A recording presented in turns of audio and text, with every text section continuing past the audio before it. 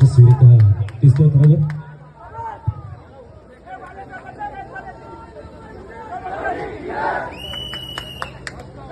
आणि आपल्याला पाहायला मिळत आहे यशस्वीरित्या चौथा थर रचला जात आहे. शहापूरच्या इतिहासातील हा सुवर्ण क्षण आपल्याला इथे अनुभवायला मिळतो.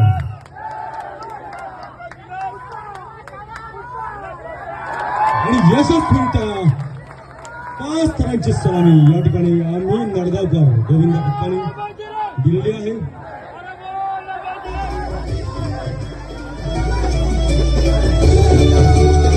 त्यांचे महाराष्ट्र सरकारचे हार्दिक अभिनंदन.